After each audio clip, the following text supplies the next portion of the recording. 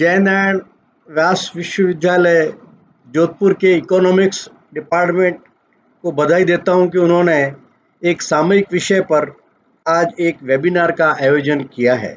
विशेषकर डॉक्टर रेखा मेहता एवं डॉक्टर रेखा चौधरी को बहुत बहुत बधाई। मैं इस गोष्ठी में आमंत्रित विद्वान professor ADN Vajpayee, professor KD Swami एवं डॉक्टर मसूद हसन का विश्वविद्यालय की तरफ से स्वागत करता हूं। आप अपने विषय के ख्यातिमान विद्वान हैं एवं आपके उद्बोधन से हमारे विश्वविद्यालय के शिक्षक एवं छात्र लाभान्वित होंगे। मैं अपनी तरफ से आपका स्वागत और अभिनंदन करता हूं। मित्रों, आज का विषय कोविड-19 पैंडेमिक एंड आत्मनिर्भर भारत अभियान पैकेज है। आप सभी जानते हैं कि वर्ल्ड हेल्थ ऑर्गेनाइजेशन ने 11 मार्च को कोविड-19 को विश्व महामारी घोषित किया था एवं भारत के प्रधानमंत्री ने 24 मार्च को भारत में लॉकडाउन की घोषणा की। इस लॉकडाउन की वजह से हमारे और विश्व की आर्थिक गतिविधियों पर सीधा प्रभाव पड़ा। हम देख रहे हैं कि मजदूरों का पलायन, सप्लाई चेन का प्रभावित होना, अनएम्प्लॉयमेंट और न जाने कई तरह की सामाजिक समस्याएं हर सेक्टर में प्रभावित हुई। विश्व के अनेक देशों ने भी इस लॉकडाउन की वजह से अपनी आर्थिक गतिविधियों पर लगाम लगाने की कोशिश की। इस महामारी से न केवल जनहानि ही हुई पर हमारी पूरी आर्थिक व्यवस्था चरमरा गई, आर्थिक व्यवस्था को झकझोर कर रख दिया। यह पहली बार एक तरह का अनुभव है। कोरोना की इस चुनौती ने विश्व को सोचने के लिए विवश कर दिया है कि आखिर विकास का कौन सा मॉडल अपनाया जाए जो ऐसी किसी भी आपदा में हमारे को डटकर सामना करने के लिए खड़ा कर सके। मित्रों, यह चुनौती को अवसर में परिवर्तन करने का समय है। हमारे प्रधानमंत्री ने दूरदर्शिता का नेतृत्व देकर हमें आत्मनिर्भर भारत का संकल्प दिया है।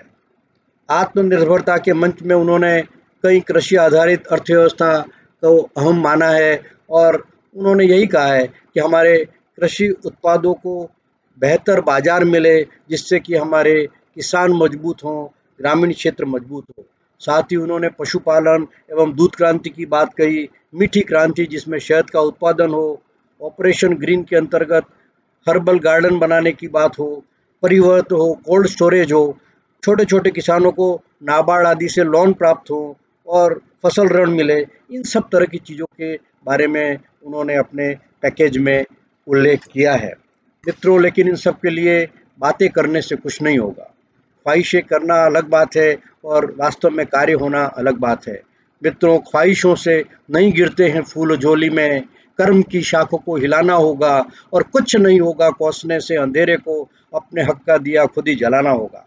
लेकिन मुझे दुख होता है जब हम देखते हैं कि कई ऐसे व्यापारीगण, कई ऐसी संस्थाएं जो कि अपने स्वार्थ के लिए समाज को जो लाभ देना चाहिए वो नहीं दे करके वो ग्रीड की वजह से बहुत खराब काम कर रहे हैं। उन लोगों को मैं कहना चाहता हूँ कि ज़मीर जिंदा रख, कबीर जिंदा रख, सुल्तान भी बन जाए तो मन का फ़कीर जिंदा रख, लालच डिगा न पाए तुझे, आंखों में वो नीर जिंदा रख और हौसलों की तरकश में कोशिशों के तीर जिंदा रख।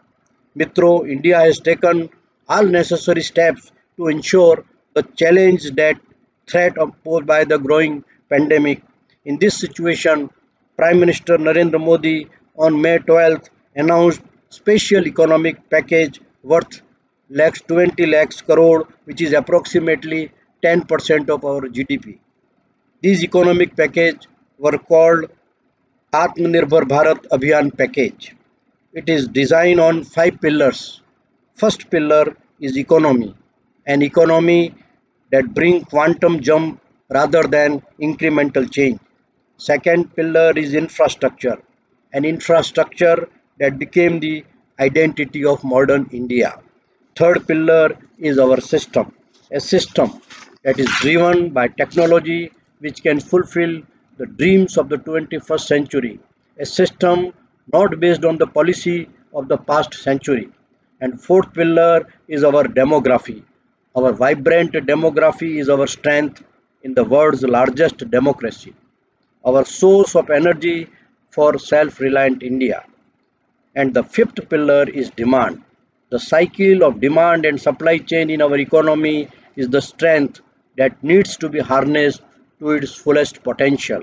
Friends, Atmanirbhar Bharat Abhiyan, detailed of their package, was announced by our Finance Minister Nirmala Sitharaman in 5 sets which cover all the segments of economy, starting with secondary sector of economy.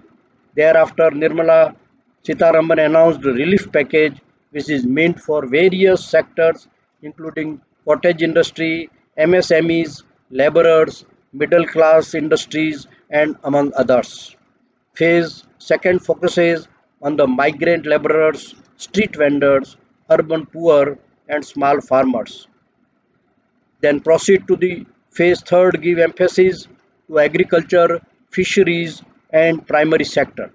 In the fourth phase, investment in infrastructure and heavy industries were made.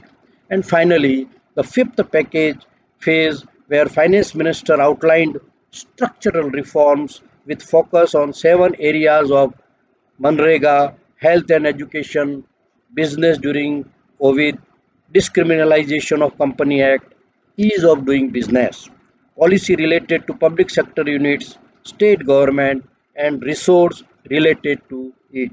Thus, to analyze the implications and consequences of the ongoing pandemic and whether these measures would be enough in slowing down economy is a big question.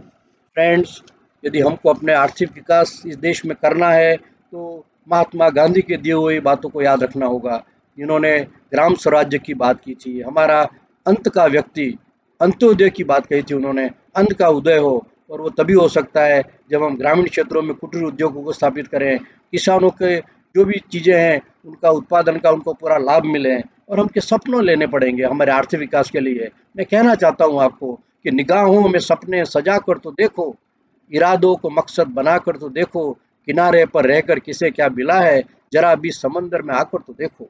मित्रों, आज जो सब यहाँ audience बैठी हुई है, जो सुन रही है इस वेबिनार के माध्यम से, उनको क्या कहना चाहता हूँ मैं कि तुम जो चाहते तो हालात बदल भी सकते थे, तेरे आंसू मेरी आंखों से निकल सकते थे, मगर तुम तो ठहरे ही रहे झील के पानी की तरह, दरिया बनते तो बहुत आगे निकल सकते थे। निश्चित तौर पर इस वेबिनार के बाद में आपको बोलना होगा कि हम हैं दरिया, हमें अपना हुनर मालूम है, जिस तरफ निकल जाएंगे रास्ता बना लेंगे। अंत में मैं यही कहना चाहता हूँ कि इस वेबिनार के माध्यम से हम समाज का उत्थान करें।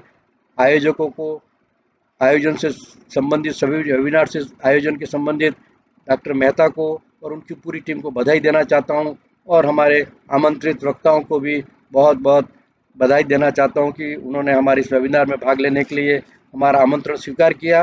विश्वविद्यालय की तरफ से पुनः आप सबको शुभकामनाएं और बधाई। धन्यवाद। जय हिंद, जय भारत।